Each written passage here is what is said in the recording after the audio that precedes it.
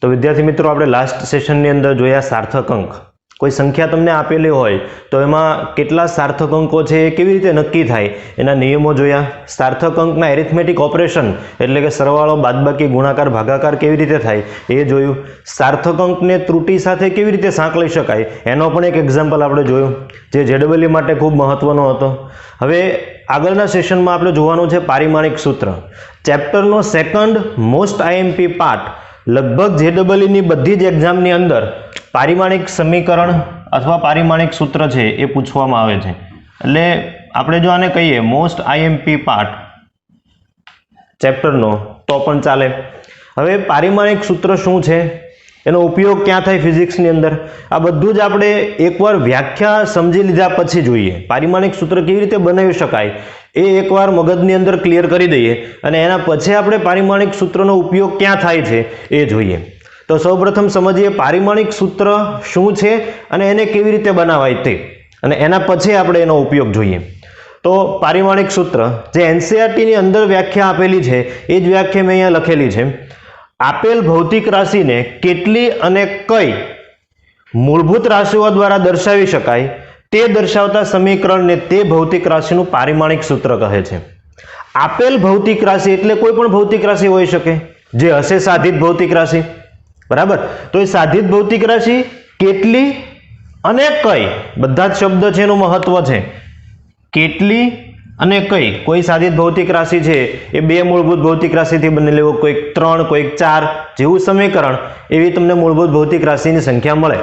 પછી કઈ ભૌતિક રાશિ, બરાબર. આપણી પાસે મૂળભૂત ભૌતિક રાશિઓ કેટલી છે તો કે 7 મૂળભૂત ભૌતિક રાશિઓ છે. અહીંયા મેં લખેલી છે દળ, લંબાઈ, સમય, વિદ્યુત પ્રવાહ, તાપમાન, જ્યોતિ તીવ્રતા અને દ્રવ્યોનો જથ્થો. આમાંથી કોઈ પણનું કોમ્બિનેશન હોઈ શકે છે. તો એ ભૌતિક રાશિને જે તમને આપવામાં આવે છે એ કેટલી અને કઈ મૂળભૂત રાશિઓ દ્વારા દર્શાવી શકાય એ દર્શાવતું જે સમીકરણ છે એને તેનું પારિમાણિક સૂત્ર કહેવાય. દાખલા તરીકે આપણે વેગ લઈએ. ફોર એક્ઝામ્પલ, વેગ ઇઝ ઇક્વલ ટુ શું થઈ જશે તો કે અંતર ભાગ્યા સમય. ઓકે, હવે પ્રશ્ન એ થાય, શું આ પારિમાણિક સૂત્ર છે ખરા? વેગ એટલે આપેલ ભૌતિક રાશિ, કેટલી તો 2, કઈ તો અંતર અને સમય એટલે લંબાઈ અને સમય. આ બે મને મૂળભૂત ભૌતિક રાશિ થઈ ગઈ. તો શું આને આપણે પારિમાણિક સૂત્ર કહેવાનું છે તો કે નહીં. પારિમાણિક સૂત્ર માટે આ 7 ભૌતિક રાશિના નામ નથી લખવાના, એના આપણે સ્પેશિયલ નોટિફિકેશન આપેલા છે, જેથી કરીને એકમ બદલાય પણ નોટિફિકેશન ક્યારે બદલાય નહીં. એટલે આને પારિમાણિક સૂત્ર કહેવાય નહીં, માત્ર વેગનું સમીકરણ અથવા વેગનું સૂત્ર તમે કહી શકો. તો વેગનું પારિમાણિક સૂત્ર કેવી રીતે બનાવી શકાય તો એના માટે અંતર અને સમયના અમુક નોટિફિકેશન છે જે નક્કી થયેલા છે. તો એ કયા છે એ આપણે જોઈએ.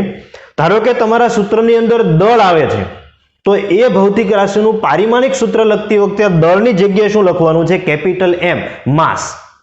પછી લંબાઈ આવે છે તો લેન્થ, એના પરથી શું લખવાનું છે? Capital L.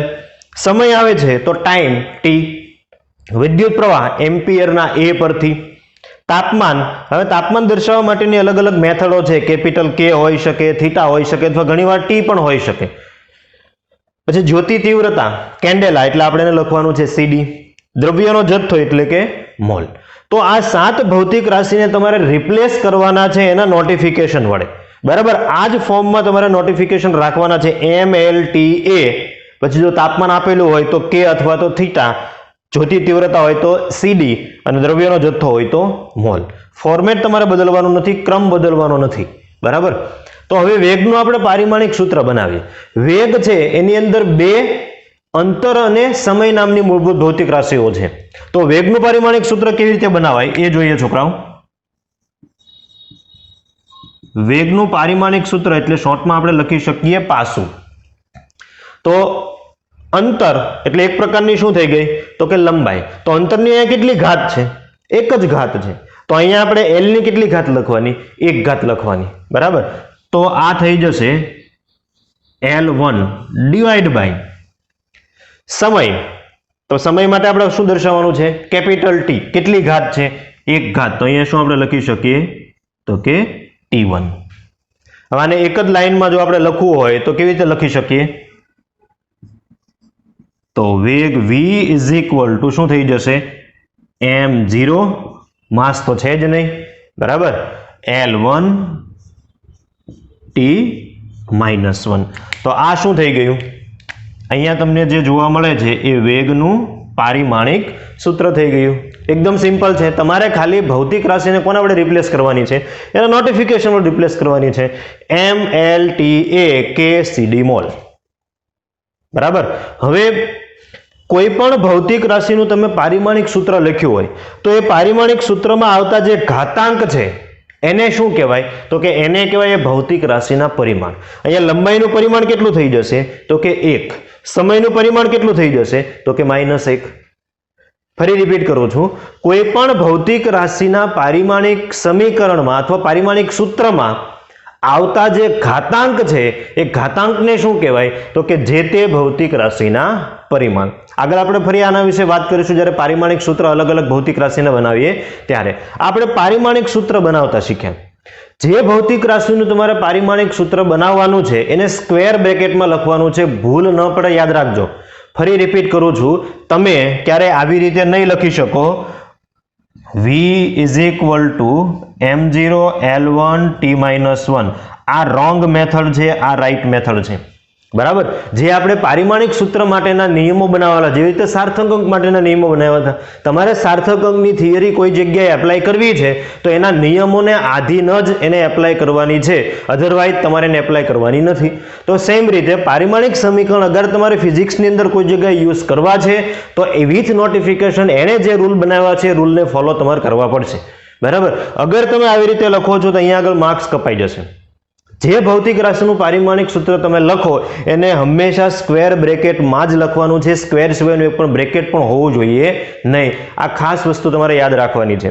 પછી કોઈને એમ થાય M0 લખવો જરૂરી છે કે નહીં? તો જરૂરી નથી, પણ બને ત્યાં સુધી MLT સ્વરૂપે તમારે પારિમાણિક સૂત્ર આપવાનો પ્રયત્ન કરવાનો, જ્યાં સુધી આ 3 ભૌતિક રાશિની વાત હોય. બધી જ જગ્યાએ વિદ્યુત પ્રવાહ, તાપમાન હશે જેવું જરૂરી નથી. આ 3 છે ને એનું કોમ્બિનેશન તમને મેક્સિમમ જોવા મળશે. હવે આગળ આપણે વાત કરીએ પારિમાણિક સમીકરણ શું છે તે. પારિમાણિક સૂત્ર છે એ આપણે આગળના સેશનમાં બનાવતા શીખીએ ડિટેલમાં. ઓકે, પારિમાણિક સમીકરણ કોને કહેવાય તે? તો કે કોઈ ભૌતિક રાશિને તેના પારિમાણિક સૂત્ર સાથે લખવાથી જે સમીકરણ તૈયાર થાય એને પારિમાણિક સમીકરણ કહેવાય. બરાબર. ફરી રિપીટ કરું, તમે જુઓ, પારિમાણિક સૂત્ર અને પારિમાણિક સમીકરણમાં ફેર શું છે હું તમને એ કહી દઉં. જ્યારે તમે માત્ર MLTના ઘાતાંક સાથેનું કોઈ સમીકરણ લખો છો, જે મેં અંડરલાઈન કરેલી છે, આને શું કહેવાય? પારિમાણિક સૂત્ર. લેફ્ટ હેન્ડ સાઈડનો ભાગ હશે નહીં. પારિમાણિક સૂત્રમાં માત્ર ને માત્ર કયો ભાગ હશે? જો અહીંયા લખી પણ દઉં છું, અહીંયા આગળ તમને જે દેખાય છે પારિમાણિક સૂત્રમાં આટલું જ હશે. બરાબર. લેફ્ટ હેન્ડ સાઈડનો ભાગ હશે નહીં. પણ તમે જ્યારે પારિમાણિક સૂત્રને એની ભૌતિક રાશિ સાથે લખો છો ત્યારે જે સમીકરણ તૈયાર થાય એને આપણે શું કહી શકીએ? પારિમાણિક સમીકરણ. તો પારિમાણિક સૂત્રને એની ભૌતિક રાશિ સાથે કેવી રીતે લખીએ? એક તો મેં અહીંયા લખેલું છે, ફરી આને અહીંયા લખી દઉં છું. તો અહીંયા આપણે લખી શકીએ, જો વેગ માટે તો બ્રેકેટમાં V velocity M0 L1 T-1. તો મેં શું કર્યું? પારિમાણિક સૂત્રને કોની સાથે લખ્યું? એ જેનું પારિમાણિક સૂત્ર છે ભૌતિક રાશિ સાથે. તો હવે આખું જે તૈયાર થયું એને શું કહેવાય? પારિમાણિક સમીકરણ કહેવાય. ફરી ધારો કે આપણે કદનું પારિમાણિક સૂત્ર લખીએ, પારિમાણિક સમીકરણ લખીએ. કદ, તો કદને આપણે વોલ્યુમ કેપિટલ V કહીએ. સ્મોલ v એટલે વેગ. ઓકે, કદ એટલે શું થઈ જશે? તો કે લંબાઈ ગુણ્યા પહોળાઈ ગુણ્યા ઊંચાઈ. એનો મતલબ એમ થયો કે લંબાઈનો ઘન થઈ ગયો, ક્યુબ થઈ ગયું. તો અહીંયા આપણે શું લખી શકીએ? M0 માસ તો આવેદની કદમાં, લેન્થ આવશે 3 M0 L³ T0. બરાબર. તો આવી રીતે તમે ક્ષેત્રફળનો પણ લખી શકો. એકદમ સિમ્પલ છે, હું અહીંયા તમને લખી રહ્યો છું, શીખવાડી રહ્યો છું. ક્ષેત્રફળ, જેને ધારો કે આપણે કેપિટલ A કહીએ. બરાબર. એરિયા, નોટિફિકેશન તો કોઈ પણ યુઝ આપણે કરી શકીએ. તો ક્ષેત્રફળનું પારિમાણિક સમીકરણ, તો ક્ષેત્રફળ એટલે લંબાઈ ગુણ્યા પહોળાઈ. બે લંબાઈનો ગુણાકાર એટલે લંબાઈનો શું થઈ જશે? વર્ગ થઈ જશે. ક્ષેત્રફળમાં ક્યાંય પણ સમય કે દળ આવતું નથી. ક્ષેત્રફળનું જે સૂત્ર બને છે તેમાં તો આપણે દળનું ઘાત કેટલી મૂકી શકીએ? 0. દળને કોઈ પરિમાણ હશે નહીં. ક્ષેત્રફળ એટલે લંબાઈ ગુણ્યા પહોળાઈ, લંબાઈનો વર્ગ થઈ જશે એટલે એલ સ્ક્વેર, સમય ન આવે એટલે ટી ની કેટલી ઘાત થઈ જશે તો કે 0. તો ક્ષેત્રફળના પરિમાણ કેટલા થઈ ગયા તો કે 2. એટલે એના પારિમાણિક સૂત્રની અંદર જે ઘાતાંક આવે છે એને શું કહેવાય તો કે જે તે ભૌતિક રાશિના પરિમાણ કહેવાય. અહીંયા દળના પરિમાણ કેટલા થઈ જાય 0, પરિમાણ શૂન્ય હોઈ શકે. સમયના પરિમાણ કેટલા થઈ જાય તો કે 0. ઇન શોર્ટ, તમે જ્યારે માત્ર એમએલટી વાળું સમીકરણ લખો છો તો એને શું કહેવાય પારિમાણિક સૂત્ર. પણ જ્યારે તમે વિથ બ્રેકેટ લખો છો તો એને શું કહેવાય તો કે પારિમાણિક સમીકરણ. હવે પારિમાણિક સમીકરણ અને સૂત્રને લઈને અમુક નોટ્સ છે જે તમારે ખાસ યાદ રાખવાની છે. એમાં પહેલી નોટ્સ શું મેં લખી છે, સૂત્રમાં કોઈ અંક આવે છે તો એ અંકને પારિમાણિક પરિમાણ હોતા નથી. જો અંકની વાત કરું છું, ઘાતની વાત કરતો નથી, બરાબર. જેમ કે અહીંયા ક્ષેત્રફળ તો લંબાઈનો વર્ગ, તો વર્ગ જે છે એ અંક છે, અંક એ નથી ગણવાનો, એને ઘાત ગણવાની છે. સૂત્રમાં આવતા અંકને કોઈ પરિમાણ હોતા નથી, એટલે અંક કેવી રીતે ગણવાનો છે, ઘાતને અંક કહેવાની નથી. હું તમને એક નાનું ઉદાહરણ આપું. દાખલા તરીકે ગતિ ઉર્જા.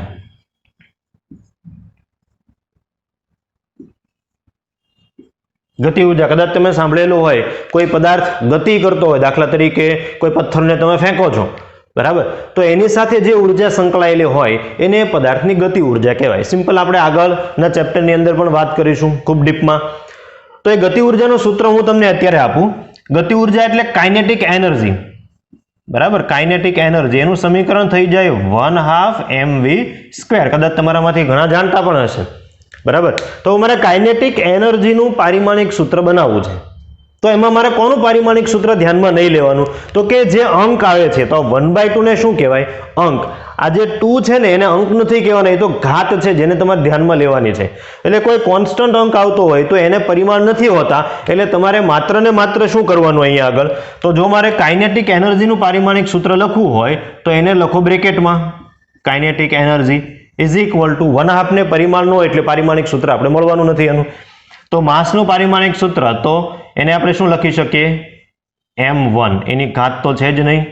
પછી વેગનું પારિમાણિક સૂત્ર, તો વેગનું પારિમાણિક સૂત્ર ઓલરેડી આપણે બનાવેલું છે, તો L1 m0 રાખો તો પણ ચાલશે, કંઈ વાંધો નથી. L1 t-1 અને એની કેટલી ઘાત થઈ જશે તો કે 2 ઘાત. અને સિમ્પ્લિફિકેશન કરો તમે એટલે તમને કાઇનેટિક એનર્જીનું પારિમાણિક સૂત્ર મળી જાય. આગળના સેશનની અંદર આપણે આ પારિમાણિક સૂત્ર કેવી રીતે મળે એ પણ વાત કરવાના છીએ. આ માત્ર તમને નોન સમજાવવા માટે એક ઉદાહરણ આપ્યું હતું મેં કે 1/2 એ તમારે કન્સિડર કરવાનું નથી, કેમ કે એક પ્રકારનો અંક છે. ઘાતને કન્સિડર કરવાની છે, ઘાતને ભૂલવાની નથી. બીજી એક નોંધ છે, સૂત્રમાં આવતા અચળાંક કોઈ કોન્સ્ટન્ટ આવે છે તો એને પરિમાણ હોય જ એવું જરૂરી નથી. હવે આની મિસ્ટેક ઘણીવાર થાય છે. બાળકો છે એ જ્યારે 5મા 6ઠા ચેપ્ટરમાં આવી જાય છે અથવા 12થમાં આવી જાય છે ત્યારે મગજમાં એક વસ્તુ એવી ફિટ કરી દે છે કે કોઈ કોન્સ્ટન્ટ હોય તેને પારિમાણિક સૂત્ર ન હોય. યાદ રાખો, અંકને પારિમાણિક સૂત્ર નથી હોતા, કોન્સ્ટન્ટને પારિમાણિક સૂત્ર હોય પણ ખરા અને ન પણ હોય. એ કોન્સ્ટન્ટ કયા સૂત્રમાં આવે છે એના પર ડિપેન્ડ કરે છે. આપણે એક એક્ઝામ્પલ દ્વારા સમજીએ. દાખલા તરીકે કદનું પારિમાણિક સૂત્ર આપણે બનાવીએ તો કદનું સિમ્પલ સૂત્ર શું થાય? ધારો કે આપણે ગોળાના કદની વાત કરીએ તો એ થઈ જશે 4/3 πr³. બરાબર. હવે આનું પારિમાણિક સૂત્ર મારે બનાવવું છે તો કોના પારિમાણિક સૂત્ર મારે મૂકવા પડશે? 4/3 આ તો એક પ્રકારનો અંક થઈ ગયો. પછી પાઈ આ એક અચળાંક છે, બરાબર, પણ પાઈને કોઈ પ્રકારનું પારિમાણિક સૂત્ર છે નહીં, કેમ કે પાઈને તો એકમ જ નથી. પાઈ પછી મીટર આપણે લખીએ છીએ, પાઈ પછી કિલોગ્રામ લખીએ છીએ નહીં, પાઈ એક કોન્સ્ટન્ટ છે. તો કદની અંદર જે કોન્સ્ટન્ટ આવે છે એને તો કોઈ પ્રકારનું પારિમાણિક સૂત્ર છે નહીં. પણ આપણે જો વાત કરતા હોઈએ બે પદાર્થ વચ્ચે લાગતા ગુરુત્વાકર્ષણ બળની, બરાબર, તો એ સમીકરણ છે F = capital G m1 m2 divide by બંને વચ્ચેના અંતરનો વર્ગ. આ તમે ધોરણ 9 ની અંદર ભણી ગયા છો. બળ F = કેપિટલ G જેને કહેવાય ગુરુત્વાકર્ષણનો સાર્વત્રિક અચળાંક m1 × m2 divide by r². તો અહીંયા આગળ F, m1, m2 અને r² આ તો ભૌતિક રાશિ છે. તો કોન્સ્ટન્ટ કોણ છે? અચળાંક કોણ છે? તો અચળાંક છે અહીંયા કેપિટલ G. તો કેપિટલ G જે છે એ પરિમાણ રહિત નથી, એને એકમ છે, એને પરિમાણ છે. જ્યારે પાઈ તમને અહીંયા દેખાય છે, બંને અચળાંક જ છે, બરાબર. પણ આ પાઈને કોઈ પ્રકારનું પારિમાણિક સૂત્ર નથી, જ્યારે G ને પારિમાણિક સૂત્ર હોય છે. આપણે તારવીશું પણ ખરા આગળના સેશનની અંદર. આ માત્ર એક્ઝામ્પલ મેં તમને સમજાવ્યો કે સમીકરણની અંદર કોઈ કોન્સ્ટન્ટ આવે છે તો એને પારિમાણિક સમીકરણ એનું પારિમાણિક સૂત્ર બને જ એવું જરૂરી નથી. મે બી હોય પણ શકે અને ન પણ હોઈ શકે. એટલે તમારે અગાઉથી ક્યારેય પ્રિડિક્ટ કરવાનું નથી. આ વસ્તુ ખાસ મગજની અંદર તમે બેસાડી દેજો. ત્રીજી આપણે નોટ્સની વાત કરીએ તો બધી જ ભૌતિક રાશિને પરિમાણ હોય જ એવું જરૂરી નથી. અત્યાર સુધી આપણે કોન્સ્ટન્ટની વાત કરતા હતા કે ભાઈ કોન્સ્ટન્ટને પારિમાણિક સૂત્ર હોય જેવું જરૂર નથી. હવે આપણે ભૌતિક રાશિ પર આવીએ. તમને મનમાં એવો પ્રશ્ન થતો હોય કે શું બધી જ સાધિત ભૌતિક રાશિને પારિમાણિક સૂત્ર હોય? પણ એવું જરૂરી નથી. મે બી હોય પણ શકે અને ન પણ હોઈ શકે. તમારી સામે જ્યાં સુધી સૂત્ર ન આવે જે તે ભૌતિક રાશિનું ત્યાં સુધી તમારે ક્યારેય પણ પારિમાણિક સૂત્ર પર કોમેન્ટ કરવાની નથી. ફરી રિપીટ કરું છું, બધી જ ભૌતિક રાશિને પારિમાણિક સૂત્ર હોય જ એવું જરૂરી નથી. હું તમને એક ઉદાહરણ આપું. પારિમાણિક સૂત્ર હોય એવી ભૌતિક રાશિ તો તમારી સામે છે જ. વેગને પારિમાણિક સૂત્ર છે, કદને પારિમાણિક સૂત્ર છે, ક્ષેત્રફળને પારિમાણિક સૂત્ર છે. આગળના સેશનમાં આપણે ઘણી બધી ભૌતિક રાશિ જોઈશું જેને પારિમાણિક સૂત્ર હશે.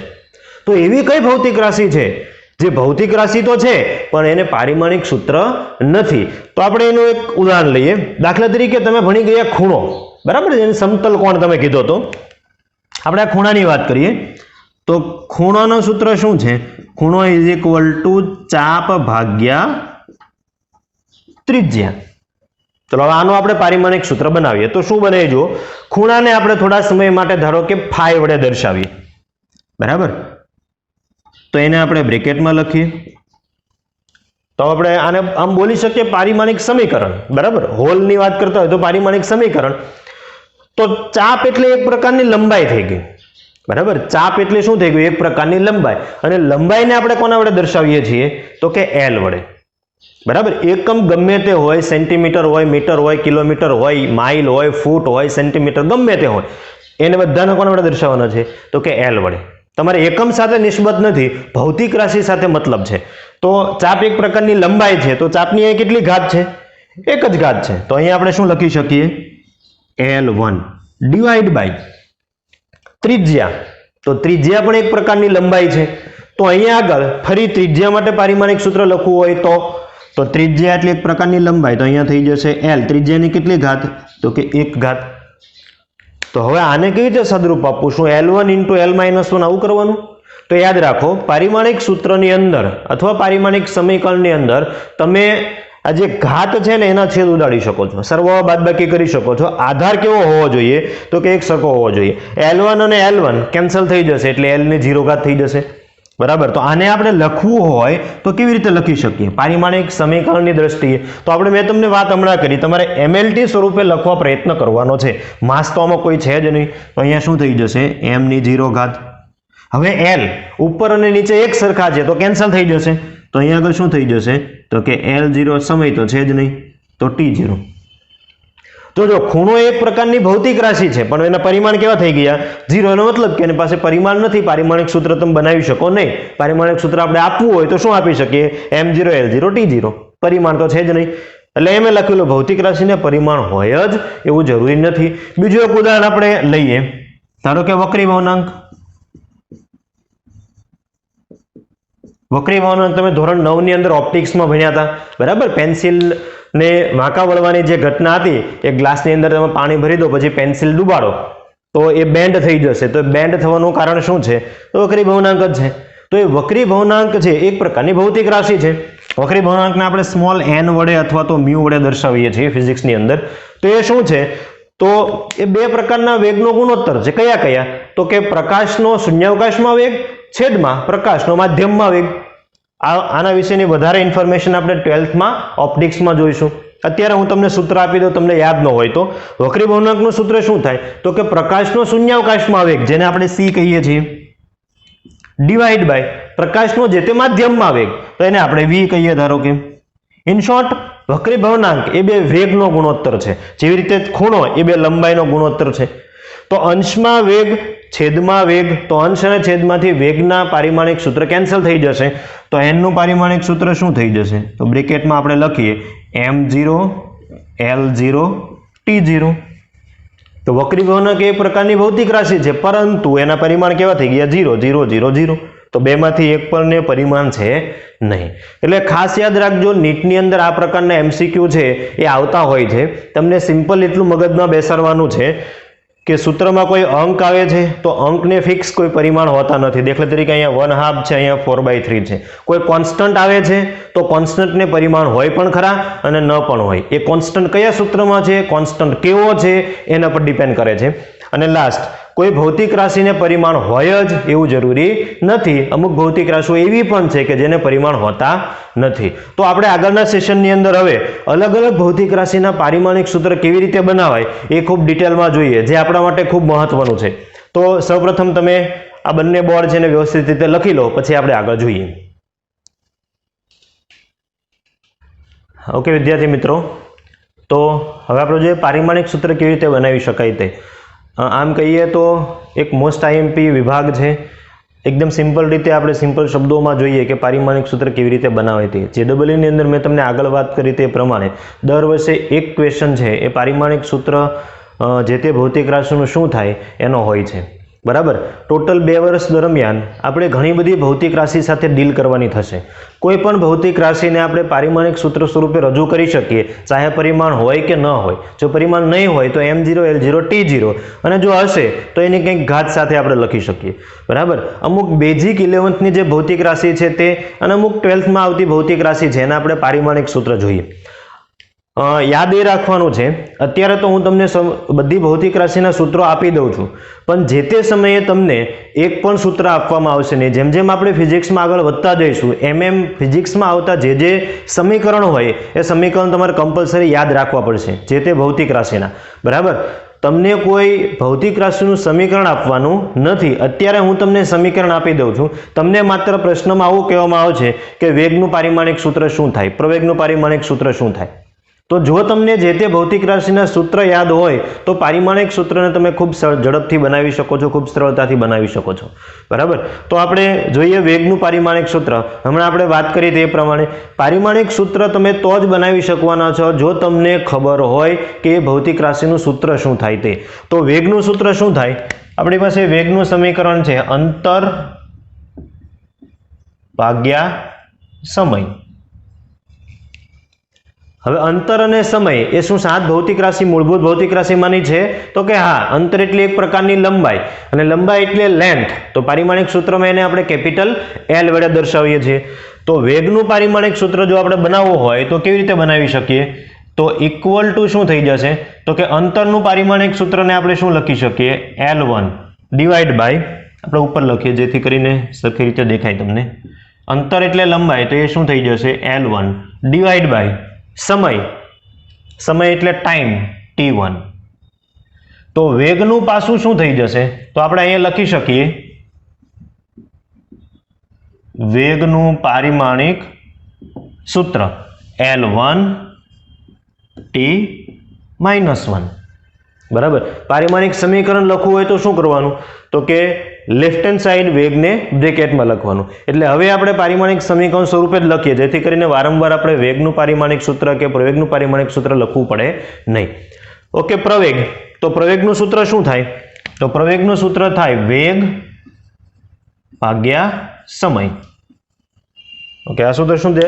વેગ ભાગ્યા સમય. તો આપણે એનું પારિમાણિક સમીકરણ બનાવીએ. તો પ્રવેગને આપણે કોના વડે દર્શાવી શકીએ? તો કે એક્સેલરેશન સ્મોલ a વડે ધારો કે દર્શાવીએ. બરાબર. અંશમાં છે વેગ, તો વેગનું પારિમાણિક સૂત્ર શું થાય? મેં અહીંયા લખેલું છે L1 T-1. તો અહીંયા લખી દો L1 T-1 ડિવાઈડ બાય સમય. કેટલી ઘાત છે? 1 ઘાત. સમય એટલે ટાઈમ, તો એના માટે આપણે T યુઝ કરીએ છીએ, તો T1. હવે આને આવી રીતે છોડી દેવાનું? તો કે નહીં, આવી રીતે છોડવાનું નથી. જે એક સરખા પદ તમને દેખાય છે એને બધાની ઘાતનો સરવાળો બાદબાકી તમારે કરી લેવાનો છે. તો L તો આખા સમીકરણમાં એક જ છે, M તો કોઈ જગ્યાએ છે જ નહીં. તો આપણે M ની કેટલી ઘાત મૂકી શકીએ? તો M ની ઘાત આપણે રાખી શકીએ M0. અહીંયા તમારે M0 લખવું હોય તો પણ ચાલે, લખો કે ન લખો, આપણા માર્ક્સ ક્યાંય કપાવવાના નથી, પણ લખીએ તો સારું. M0 પછી L તો એક જ જગ્યાએ છે તો L1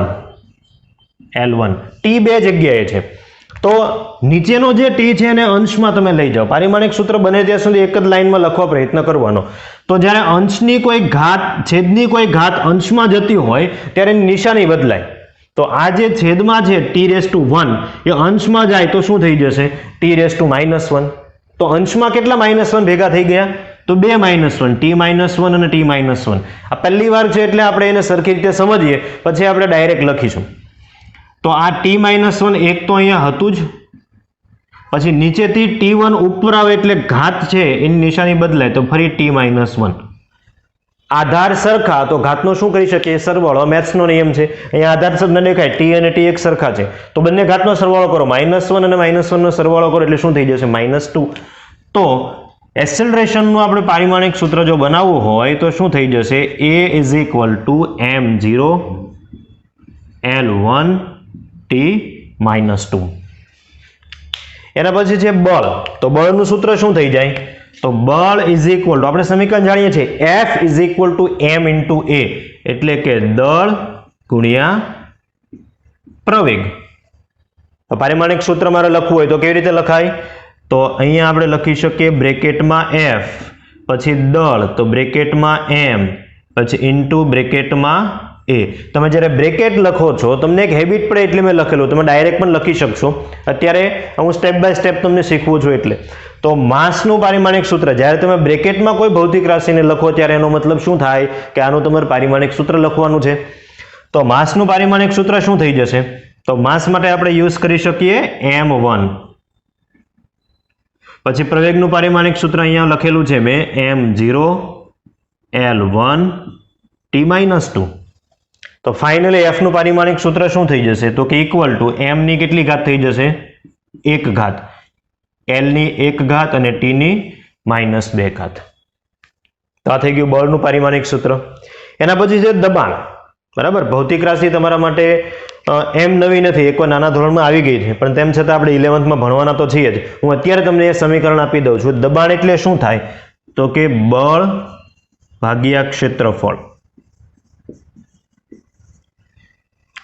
આ લેવલે અત્યારે તમારે આ બધા સમીકરણ યાદ રાખવાની જરૂર નથી એ હું તમને આપી દઈશ પણ જ્યારે તમે JEE ની કે નીટની એક્ઝામ આપતા હશો ત્યારે તમને કોઈ પ્રકારના આવા સમીકરણ આપશે નહીં કેમ કે ત્યારે તમે આ ભણી ગયા હશો દબાણ શું છે એનો કેવી રીતે ઉપયોગ થાય તે તો બળ ભાગ્યા ક્ષેત્રફળ તો આપણે આવી રીતે લખી શકીએ દબાણ એટલે પ્રેશર કેપિટલ P લખીએ એને તો = બળનું પારિમાણિક સૂત્ર એટલે અંશમાં કેપિટલ F બ્રેકેટમાં અને ક્ષેત્રફળ છે તો કેપિટલ A ઇક્વલ ટુ બળનું પારિમાણિક સૂત્ર તમે F ને બ્રેકેટમાં લખેલો છે તો એ તમારી પાસે છે જ already m1 L1 t - 2 whole divide by ક્ષેત્રફળ તો ક્ષેત્રફળ એટલે શું થાય લંબાઈ ગુણ્યા પહોળાઈ એટલે કે લંબાઈનો વર્ગ પહોળાઈ પણ એક પ્રકારની લંબાઈ જ છે તો લંબાઈનો વર્ગ હોય તો આપણે પારિમાણિક સૂત્ર શું લખી શકીએ L2 ઓકે હવે ઘાતનો સરવાળો બાદબાકી તમે કરી શકો m ની કેટલી ઘાત છે 1 ઘાત તો m1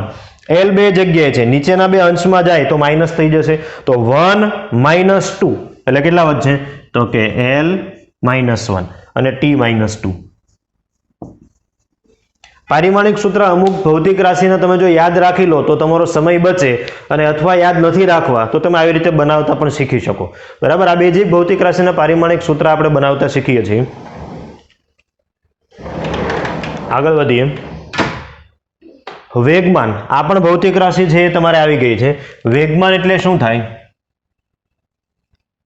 તો કે દળ ગુણ્યા વેગ એટલે હવે આપણે આવું બ્રેકેટમાં નહીં લખીએ ડાયરેક્ટ હું લખી દઉં છું તો વેગમાનને આપણે ધારો કે કેપિટલ P વડે દર્શાવીએ અથવા સ્મોલ p વડે દર્શાવીએ નોટિફિકેશન અલગ અલગ છે એટલે તો દળનું પારિમાણિક સૂત્ર શું થઈ જશે દળનું પારિમાણિક સૂત્ર દળ એટલે માસ ઘાત કેટલી છે 1 તો m1 ઇન્ટુ વેગનું પારિમાણિક સૂત્ર તો અહીંયા ઓલરેડી મેં લખેલું જ છે L1 t - 1 m0 લખો તોય ચાલે ન લખો તોય ચાલે કંઈ વાંધો નથી તો આ થઈ જશે L1 t - 1 તો આ થઈ ગયો વેગમાનનું પારિમાણિક સૂત્ર એના પછી છે ગતિ ઉર્જા જે હમણાં મેં તમને કીધું હતું તે ગતિ ઉર્જાનું સમીકરણ શું થાય ગતિ ઉર્જાને આપણે ધારો કે કાઇનેટિક એનર્જી એવું લખીએ તો આ થઈ જાય 1/2 mv². ઓકે ઘાતવાળી પહેલી વાર આપણી સામે આવે છે એટલે હું અહીંયા તમને બનાવતા શીખું તો કાઇનેટિક એનર્જીને આપણે બ્રેકેટમાં લખીએ ઇક્વલ ટુ 1/2 એ તો અંક છે એને પારિમાણિક સૂત્ર હોય નહીં પછી માસ m ઇન્ટુ વેલોસિટી v અને એનો શું કરવાનો છે વર્ગ કરવાનો છે તો આપણે જોઈએ માસનું પારિમાણિક સૂત્ર શું થઈ જશે તો કે m1. વેગનું પારિમાણિક સૂત્ર શું થઈ જશે તો અહીંયા મેં લખેલું છે વેગનું પારિમાણિક સૂત્ર L1 t-1. એની કેટલી ઘાત છે તો કે 2 ઘાત. અહીંયાથી છોડી દેવાનું નહીં, અહીંયા તમારે સાદું રૂપ આપવું પડશે. તો અહીંયા આપણે લખી શકીએ m1. હવે જો ઘાતની ઘાતનો શું થાય ગુણાકાર. મેથ્સની અંદર તમે ભણેલા છો ઘાતની ઘાતનો ગુણાકાર. L ની કેટલી ઘાત છે 1 અને આખાની કેટલી ઘાત છે 2. તો ઘાતની ઘાતનો આપણે ગુણાકાર કરીએ તો 1 × 2 એટલે આ કેટલા આવી જશે તો કે L2. -1 × 2 એટલે અહીંયા કેટલા થઈ જશે t-2. તો આ થઈ ગયું ગતિ ઉર્જાનું પારિમાણિક સૂત્ર. આગળ જોઈએ કાર્ય. આ પણ તમે ફિઝિક્સ સેક્શનની અંદર ધોરણ 9 માં ભણી ગયા છો. તો કાર્ય એટલે શું થઈ જાય તો કે બળ ગુણ્યા સ્થાનાંતર. સ્થાનાંતર છે એ આપણે આના પછીના ચેપ્ટરની અંદર જોઈશું. તો કાર્યને આપણે W વડે ધારો કે દર્શાવીએ તો બ્રેકેટમાં લખીએ W work is equal two બળનું પારિમાણિક સૂત્ર. તો બળનું પારિમાણિક સૂત્ર ઓલરેડી આપણે અહીંયા તારવેલું જ છે. બળનું પારિમાણિક સૂત્ર m1 L1 t-2. તો અહીંયા ડાયરેક્ટ તમે યુઝ કરી શકો m1 L1 t-2. આ સમીકરણ બળનું છે ઇન્ટુ સ્થાનાંતર. સ્થાનાંતર એટલે એક પ્રકારનું અંતર છે. વસ્તુ જ્યારે એક જગ્યાએથી ખસીને બીજી જગ્યાએ જાય છે એના સ્થાનમાં જ્યારે ફેરફાર કરે છે તે બે વચ્ચેનું જે ડિસ્ટન્સ છે, ધારો કે આ પેન છે એ અહીંયાથી લઈને અહીંયા પહોંચી ગઈ છે, બરાબર, તો આ બે વચ્ચેનું જે અંતર હોય એને સ્થાનાંતર કહેવાય. તો સ્થાનાંતર એટલે કાપેલું અંતર, એક પ્રકારની લંબાઈ થઈ. તો એનું પારિમાણિક સૂત્ર આપણે શું લખી શકીએ તો એનું પારિમાણિક સૂત્ર થઈ જશે L1. આવું છોડી નથી દેવાનું. એક સરખું તમને જો આધાર દેખાતો હોય તો એને એક સાથે કરી દેવાના છે. તો આને આપણે શું લખી શકીએ ઇઝ ઇક્વલ ટુ m તો આખા સમીકરણમાં એક જ જગ્યાએ છે તો આ થઈ જશે m1. પછી L બે જગ્યાએ છે, આધાર સરખો ઘાતનો સરવાળો કરો 1 + 1 એટલે 2 થઈ જશે. તો આ થઈ જશે L2 અને t-2. t-2. એના પછી છે વિદ્યુત ભાર. આ પણ તમે ધોરણ 10 ની અંદર ભણી ગયા છો. વિદ્યુત ભાર એટલે શું થઈ જશે તો કે વિદ્યુત પ્રવાહ ગુણ્યા સમય. વિદ્યુત પ્રવાહ ગુણ્યા સમય. વિદ્યુત પ્રવાહ અને સમય બંને મૂળભૂત ભૌતિક રાશિ છે. તો વિદ્યુત ભારને આપણે ધારો કે કેપિટલ Q વડે દર્શાવીએ ઇઝ ઇક્વલ ટુ વિદ્યુત પ્રવાહ કોના વડે દર્શાવીએ છીએ કેપિટલ A વડે. કેટલી ઘાત છે 1 ઘાત. તો અહીંયા શું થઈ જશે A1. સમય કેટલી ઘાત છે 1 ઘાત. તો અહીંયા શું થઈ જશે t1. પારિમાણિક સૂત્રમાં યાદ રાખજો તમે ઘાત તમારે દર્શાવવાની છે. ન દર્શાવો તો ચાલે પણ નિયમ પ્રમાણે તમારે જે પણ ઘાત હોય એને દર્શાવવી પડે. જનરલી આપણે શું કરતા હોઈએ તો જ્યારે આવી રીતે લખીએ આપણે સમીકરણ z = x y². ધારો કે આવું કોઈ સમીકરણ હોય તો આપણે બાય ડિફોલ્ટ x ની કેટલી ઘાત સમજીએ છીએ 1 ઘાત સમજીએ છીએ, બરાબર. પણ અહીંયા આગળ આપણે વિદ્યુત પ્રવાહની 1 ઘાત, સમયની 1 ઘાત, તો a × t એવી રીતે લખીશું નહીં. 1 ઘાત છે તો તમારે 1 ઘાત લખવાની છે. હવે આપણે ક્રમમાં ગોઠવીએ તો આવી રીતે પણ તમે લખી શકો છો m0 L0 t1 a1, બરાબર. બને ત્યાં સુધી આ ફોર્મેટમાં કોઈ પણ પારિમાણિક સૂત્ર આપવા પ્રયત્ન કરવાના. આના પછી આવશે તાપમાન, પછી જ્યોતિ તીવ્રતા અને પછી દ્રવ્યનો જથ્થો મોલ. વિદ્યુત સ્થિતિમાન આ પણ એક પ્રકારની ભૌતિક રાશિ છે જે તમે 12મા ધોરણની અંદર ભણશો. વિદ્યુત સ્થિતિમાન એટલે વોલ્ટેજ, બરાબર. વોલ્ટેજ વિશે તમે થોડું ઘણું જાણતા હશો, વધારે ડીપમાં આપણે 12મા ધોરણમાં જોઈશું. વિદ્યુત સ્થિતિમાન એટલે કે વોલ્ટેજ. હું તમને એનું સમીકરણ આપી દઉં. વિદ્યુત સ્થિતિમાનનું સમીકરણ થઈ જશે કાર્યના છેદમાં વિદ્યુત ભાર. તો 11મા ધોરણ સુધી જ્યારે મારે તમને પારિમાણિક સૂત્ર અથવા પારિમાણિક સમીકરણ પૂછવા છે એક્ઝામની અંદર, તો જે સૂત્ર નવા હશે જે તમે નથી ભણ્યા એના હું તમને સમીકરણ આપી દઈશ, બરાબર. કાર્ય તમે ભણવાના છો, વિદ્યુત ભાર તમે નથી ભણવાનો, તો વિદ્યુત ભારને હું તમને સમીકરણ આપી દઈશ. 12th પૂરું થાય પછી એક પણ સમીકરણ આમાંનું તમને કોઈ પણ આપશે નહીં. ઓકે, વિદ્યુત સ્થિતિમાનને આપણે ધારો કે કેપિટલ V વડે દર્શાવીએ. કાર્યનું પારિમાણિક સૂત્ર અહીંયા લખેલું છે m1 L2 t-2. લખી દઈએ m1 L2 t-2 divide by વિદ્યુત ભારનું પારિમાણિક સૂત્ર એ પણ મેં લખેલું છે. આખું પારિમાણિક સૂત્ર અહીંયા ન લખો તો કોઈ પ્રોબ્લેમ નથી. આપણે ખાલી લખીએ a1 t1, બરાબર. આખું ખોટું લખવાની અહીંયા જરૂર નથી, અહીંયા તમે લખો તો વધારે સારું. ઇક્વલ ટુ હવે આપણે સરખી રીતે એક લાઈનમાં લાવીએ.